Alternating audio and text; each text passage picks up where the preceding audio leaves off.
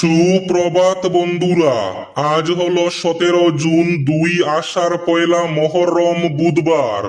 আজকের সকালের বিশেষ বিশেষ খবরগুলি হলো, থাকবে আজকের বরাক উপত্যকার 3 জেলার আবহাওয়ার খবর। তাহলে বিস্তারিত খবরে যাওয়ার আগে অবশ্যই ভিডিওটিতে একটি লাইক করে চ্যানেলটি সাবস্ক্রাইব করে পাশের বেল আইকনটি বাজিয়ে রাখবেন এবং ফেসবুক পেজটি ফলো করে ভিডিওটি অবশ্যই শেয়ার করবেন যাতে সঠিক তথ্যগুলো সবার কাছে পৌঁছাতে পারে। এবার শুনুন আজকের খবরগুলির বিস্তারিত। প্রথম খবর, প্রায় 11 ঘন্টার উপরে উৎকণ্ঠা এবং অপেক্ষার পর অপহৃত ভারতীয় কৃষক রঞ্জিত দাস দেশে ফিরলেন। উৎকণ্ঠার অবসান, দীর্ঘ উৎকণ্ঠা এবং অনিশ্চয়তার অবসান ঘটিয়ে অবশেষে দেশে ফিরলেন অপহৃত কৃষক রঞ্জিত দাস। মঙ্গলবার ভারত বাংলাদেশ সীমান্তবর্তী কাছাড় জেলার কাটিগড়া থানার অন্তর্গত কিন্নরখাল এলাকার চণ্ডীনগর দ্বিতীয় খণ্ড গ্রামে ঘটে যাওয়া এই ঘটনাকে কেন্দ্র করে দিনভর উত্তেজনা ছড়িয়ে পড়ে। অভিযোগ, সীমান্ত সংলগ্ন ভারতের জমিতে কৃষি কাজ করার সময় 65 বছর বয়সী কৃষক রঞ্জিত দাসকে বাংলাদেশের দিক থেকে আসা 7 জনের এক দুষ্কৃতী দল জোরপূর্বক তুলে নিয়ে যায়। খবর ছড়িয়ে পড়তেই এলাকায় চাঞ্চল্যের সৃষ্টি হয় এবং ঘটনাস্থলে ভিড় জমান স্থানীয় বাসিন্দারা। ঘটনার পর বিএসএফ ও বাংলাদেশের সীমান্তরক্ষী বাহিনী বিজিবির মধ্যে দফায় দফায় ফ্ল্যাগ মিটিং অনুষ্ঠিত হয়। অবশেষে রাত 9:30 নাগাদ বিজিবি অপহৃত রঞ্জিত দাসকে বাঙ্গা বিএসএফ এর হাতে তুলে দেয়।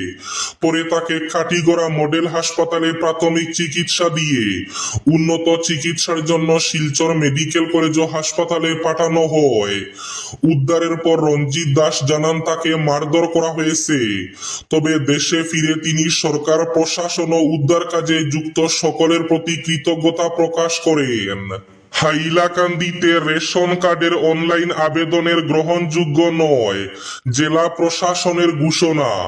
হাইলাকান্দি জেলা প্রশাসনের খাদ্য গণবন্টন ও ভোক্তা বিষয়ক শাখার পক্ষ থেকে জানানো হয়েছে, অনলাইনে নতুন রেশন কার্ডের আবেদন বা পুরনো রেশন কার্ডের নতুন সদস্য অন্তর্ভুক্ত গ্রহণযোগ্য নয়। বিভাগের এক বিজ্ঞপ্তিতে জানানো হয়েছে, সম্প্রতি লক্ষ্য করা গেছে যে বহু মানুষ বিভিন্ন কম্পিউটার সেন্টার বা সাইবার ক্যাফে থেকে স্মার্ট পিডিএস পোর্টালের মাধ্যমে নতুন রেশন কার্ড বা বিদ্যমান কার্ডে নতুন সদস্যের নাম অন্তর্ভুক্ত করার জন্য অনলাইন আবেদন করছেন। এ বিষয়ে জেলা প্রশাসন স্পষ্টভাবে জানিয়েছে যে সরকারের পক্ষ থেকে কোনো নির্দিষ্ট বিজ্ঞপ্তি জারি না হওয়া পর্যন্ত এই ধরনের কোনো অনলাইন আবেদন গ্রহণযোগ্য নয়। এই আবেদনগুলি শুধুমাত্র সরকার নির্ধারিত সময় এবং নির্দিষ্ট প্রক্রিয়া এবং মাধ্যমের দ্বারা গ্রহণ করা হবে। হাইলাকান্দি জেলার সমস্ত নাগরিককে সাইবার ক্যাফে বা অন্য কোনো মাধ্যমে এই ধরনের আবেদন করা থেকে বিরত থাকার অনুরোধ জানানো হয়েছে। অন্যথায় নিয়ম বহির্ভূত এই আবেদনগুলি বিবেচনার জন্য গ্রহণ করা হবে না। এদিকে অরুণোদয় প্রকল্প সহ প্রধানমন্ত্রী আবাস যোজনার গড় পাইয়ে দেওয়ার নামে টাকা দাবি করলে জেল অনিবার্য। এবার কড়া বার্তা দিলেন বিধায়ক মিলন দাস। জেলা পরিষদ সদস্যদের কড়া বার্তা বিধায়ক মিলন দাসের। তিনি বলেন, যারা যোগ্য অরুণোদয় প্রকল্প পাওয়ার জন্য বা যারা প্রধানমন্ত্রী আবাসের সরকারি গড় পাওয়ার জন্য যোগ্য, তাদের কাছ থেকে কোনোভাবে যদি 1 টাকা নেওয়ার দাবি করা হয় তাহলে তাদের সবাইকে জেলে পাঠিয়ে দেওয়া হবে। যে টাকা দাবি করবে তাকে জেল অনিবার্য। কড়া বার্তা দিলেন মিলন দাস। যারা অরুণোদয় প্রকল্প এবং সরকারি গড় পাওয়ার যোগ্য তাদের অরুণোদয় প্রকল্প বা সরকারি গড় দিতেই হবে। কড়া বার্তা দিলেন মিলন দাস। শিলচরের পারিজাত স্পা থেকে নাবালিকা উদ্ধারের ঘটনায় দুমদুমার মহাসড়কে ভাঙচুর বিতর্কিত রেস্তোরাঁয়। রেস্তোরাঁ মালিক জেপি দাসের সন্ধানে মধ্যরাত পর্যন্ত পুলিশ জনতার অভিযান। নিখোঁজ নাবালিকা উদ্ধারকে কেন্দ্র করে মঙ্গলবার রাতে উত্তাল হয়ে উঠে পারিজাত স্পা কাম রেস্তোরাঁ সংলগ্ন শিলচর মহাসড়ক। দুধপাতিল দুর্গানগর থেকে নাবালিকা নিখোঁজ হয়েছিল গত 30 মার্চ। এরপর তন্ন তন্ন তল্লাশি করেও খোঁজ পাওয়া যায়নি ওই নাবালিকার। তবে মঙ্গলবার রাত 9টা নাগাদ আচমকা মহাসড়কের পারিজাত স্পা কাম রেস্তোরাঁর কর্ণধারের গাড়িতে এক নাবালিকাকে দেখতে পেয়ে সন্দেহ জাগে স্থানীয় জনতার। গাড়ি আটকে তাকে জিজ্ঞেস করা হলে কোনো সদুত্তর না পাওয়ায় ক্ষিপ্ত হয়ে উঠেন জনতা। ক্ষুব্ধ জনতা এরপর ভাঙচুর চালান রেস্তোরাঁয়। উত্তপ্ত হয়ে উঠে পরিস্থিতি। তখনই ঘটনাস্থলে ছুটে আসে পুলিশ। নাবালিকাকে উদ্ধার করে পুলিশ নিয়ে গেলেও শেষ খবর পাওয়া পর্যন্ত পরিস্থিতি থমথমে রয়েছে। ফুটবল খেলতে গিয়ে ভয়ঙ্কর ঘটনা, বজ্রপাতে এক কিশোরের মর্মান্তিক মৃত্যু। রাজ্যের গুসাইগাঁওয়ের উপেন্দ্রপুর গ্রামে বজ্রপাতে এক কিশোরের মর্মান্তিক মৃত্যুর ঘটনায় শোকের ছায়া নেমে এসেছে। নিহত কিশোরের নাম তিওফিল। জানা গেছে কিনকিনিয়া বৃষ্টির মধ্যে সমবয়সী বন্ধুদের সঙ্গে গ্রামের মাঠে ফুটবল খেলছিল তিওফিল। খেলার পর পর্যায়ে হঠাৎ বজ্রপাত হলে সে গুরুতরভাবে আহত হয়। ঘটনাস্থলে উপস্থিতরা দ্রুত তাকে উদ্ধার করে নিকটবর্তী স্বাস্থ্য কেন্দ্রে নিয়ে যান, তবে চিকিৎসকরা তাকে মৃত বলে ঘোষণা করেন। এই আকস্মিক দুর্ঘটনায় এলাকা জুড়ে গভীর শোকের পরিবেশ সৃষ্টি হয়েছে।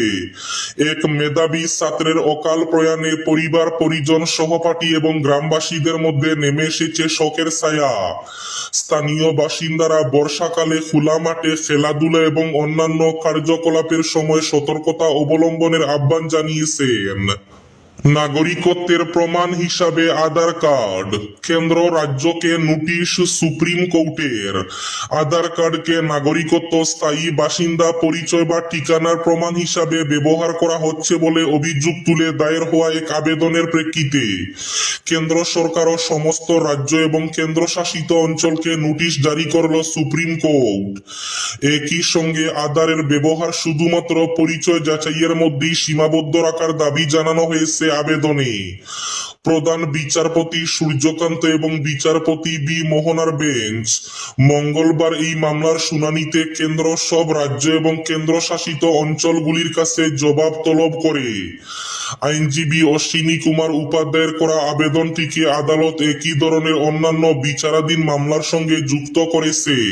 প্রায় 48 ঘন্টা ধরে মানকাচর সীমান্তের নো মেন্স ল্যান্ডে অবস্থান নয় বাংলাদেশি। ভারত বাংলাদেশ আন্তর্জাতিক সীমান্তের মানকাচর এলাকার নো মেন্স ল্যান্ডে প্রায় 48 ঘন্টা ধরে অবস্থান করছেন 9 জন বাংলাদেশি নাগরিক। তারা নিজেদের বাংলাদেশি নাগরিক বলে পরিচয় দিলেও বাংলাদেশ প্রশাসন তাদের গ্রহণ করতে অপারগতা প্রকাশ করছে বলে জানা গেছে। সীমান্তে বসবাসরত ব্যক্তিরা নিজেদের পরিচয় দিয়ে জানান তারা বাংলাদেশের ময়মনসিংহ জেলার বালুকা থানার অন্তর্গত বালুকা গ্রামের বাসিন্দা। তাদের মধ্যে রয়েছেন শরীফ মিয়া, বিল্লাল হোসেন, ইমাল হোসেন এবং সুমি সহ আরো কয়েকজন। ভুয়ো প্রমাণপত্র চিহ্নিত করতে শীঘ্রই ওবিসি জরিপ শুরু হচ্ছে রাজ্যে অন্যান্য পিছিয়ে পড়া শ্রেণীতে অন্তর্ভুক্ত লোকদের জরিপ করার সিদ্ধান্ত নিল সরকার। শীঘ্রই শুরু হচ্ছে জরিপ। ওবিসির ভুয়ো প্রমাণপত্র নিয়ে বিভিন্ন সরকারি সুবিধা নেওয়া লোকদের ধরতে জরিপের সিদ্ধান্ত নেওয়া হয়েছে। মঙ্গলবার বিভাগীয় মন্ত্রী অশ্বিনী রায় সরকার ওবিসি জরিপের কথা জানিয়েছেন। তাছাড়া ওবিসিতে অন্তর্ভুক্ত হওয়ার বিভিন্ন জনগোষ্ঠীর আবেদন পড়ে রয়েছে কমিশনের কাছে। শীঘ্রই সেই সব আবেদন নিষ্পত্তির ব্যবস্থাও করবে কমিশন।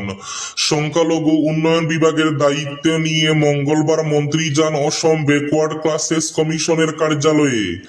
সেখানে চেয়ারপারসন অজয় কৌরের সঙ্গে বসে জানান, ওবিসি কমিশনের উদ্দেশ্য হচ্ছে রাজ্যে ওবিসি শ্রেণীতে অন্তর্ভুক্তদের সমস্যা সমাধানে কাজ করা।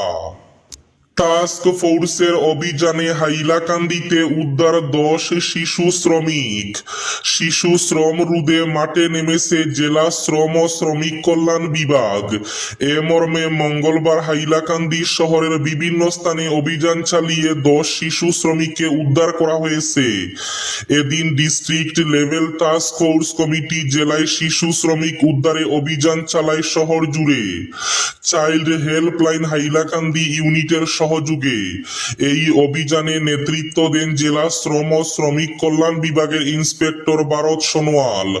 শহরের একাদশ শহীদ সরণি, সিরাজপট্টি, বেসিক, চৌরঙ্গি, নারায়ণপুর, 3 দোকান প্রভৃতি স্থানে অভিযান চালিয়ে 10 শিশু শ্রমিককে উদ্ধার করা হয়। উদ্ধার হওয়া শিশু শ্রমিকদের বয়স 12 থেকে 17 বছর হবে বলে বিভাগীয় সূত্রে জানা গেছে। এদের একাংশই বাসনপত্রের দোকান, গাড়ির গ্যারেজ, হোটেল, চায়ের দোকান, মুদির দোকানে কাজ করত বলে জানা গেছে। আজকের বরাক উপত্যকার 3 জেলার আবহাওয়ার খবর। আজ বরাক উপত্যকার 3 জেলার আকাশ একটু মেঘলা থাকার পূর্বাভাস। শিলচর খাসারে আজ সর্বোচ্চ তাপমাত্রা থাকবে 30 ডিগ্রি সেলসিয়াস এবং সর্বনিম্ন তাপমাত্রা থাকবে 26 ডিগ্রি সেলসিয়াস। শ্রীভূমি তথা করিমগঞ্জ জেলায় আজ সর্বোচ্চ তাপমাত্রা থাকবে 31 ডিগ্রি সেলসিয়াস এবং সর্বনিম্ন তাপমাত্রা থাকবে 26 ডিগ্রি সেলসিয়াস। হাইলাকান্দি জেলায় আজ সর্বোচ্চ তাপমাত্রা থাকবে 30 ডিগ্রি সেলসিয়াস এবং সর্বনিম্ন তাপমাত্রা থাকবে 26 ডিগ্রি সেলসিয়াস। এবার শেষ খবরটি। অম্বুবাচী মেলা উপলক্ষে ব্যাপক প্রস্তুতি এনএফরেলের। চলবে বিশেষ ট্রেন। আগামী 22 থেকে 25 জুন অম্বুবাচী মেলা উপলক্ষে কামাখ্যা মন্দিরে আসা লক্ষাধিক ভক্তের যাত্রা নির্বিঘ্ন এবং নিরাপদ করতে ব্যাপক প্রস্তুতি গ্রহণ করেছে উত্তর পূর্ব সীমান্ত রেল। যাত্রীদের সুবিধার্থে বিশেষ ট্রেন পরিচালনা, অতিরিক্ত টিকিট কাউন্টার, সহায়তা কেন্দ্র, নিরাপত্তা ব্যবস্থা জোরদার সহ একাধিক পদক্ষেপ নেওয়া হয়েছে। মেলা চলাকালীন যাত্রীদের বাড়তি চাপ সামাল দিতে প্রায় 50টি জেনারেল সেকেন্ড ক্লাস কোচ নিয়ে 3টি বিশেষ আনরিজার্ভড ট্রেন পরিষেবা চালু করা হচ্ছে, যা কামাখ্যাকে অসম উত্তরবঙ্গের গুরুত্বপূর্ণ গন্তব্যগুলির সঙ্গে সংযুক্ত করবে। পাশাপাশি বিভিন্ন নিয়মিত যাত্রীবাহী ট্রেনে সাময়িকভাবে অতিরিক্ত 11টি জিএস কোচ সংযোজন করা হচ্ছে। এই ছিল আজকের সকালের বিশেষ খবরগুলি। ভিডিওটি অবশ্যই লাইক করে শেয়ার করে দেবেন।